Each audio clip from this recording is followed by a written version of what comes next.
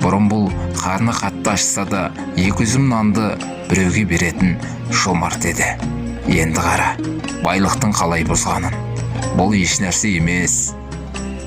Қазір онан да сорын көресің деді. Мұшық қонақтармен арақты ішіп біраз жерге барды. Бір-бірін өтірік мақтай бастады. Ібіліс риза болып, өтірік айтылса жаным кіреді. Осылай түлкіге ұқсап, жылмаңдап, бір-бірін алдай берсе, әрі қарай азғыру жеңіл емес пе деді. Бала шайтан тағы да жымиып, кішкене күте тұр. Қазір бұлар біз араласпай-ақ, бірін-бірі түтіп жейді. Арақтан тағы да 1-2 сімірсін, сосын олар қасқырға айналады деді.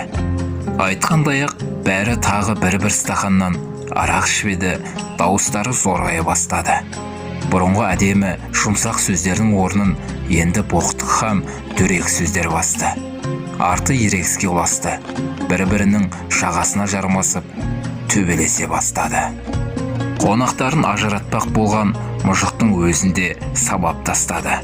Ібіліс одан сайын риза болып қолын шапалақтады да, бұлардың төбелескені жақсы, құмарым бір қандау, деп шықылықтай бастап еді. Бала шайтан: тоқтай тұр, бұл әлі ештеңе емес.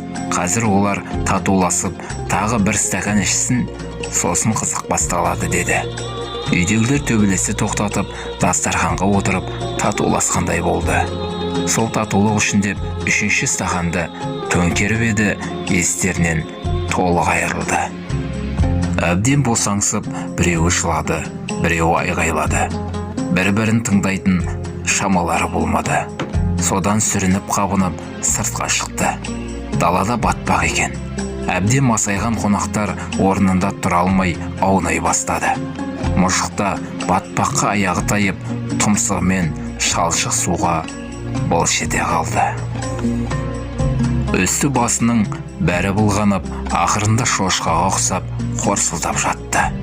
Ібілістің көздері жайнап, адамның адамдықтан азғаны осы емес пе? Осы ғой бізге керегі, деді. Сонда бала шайтан: мұнымен әлі біткен жоқ. Қазір мыналар бұлғанып, есін білмей үйіне барады. Орыс төбелес үйде жалғасады. Түнімен өксіген әйелдің, жылаған баланың дауысын естіп шығамыз. Үйдің берекесі мен несібесін, Құдайдың оларға берген нығметтерін осылай жоғалтамыз, деді.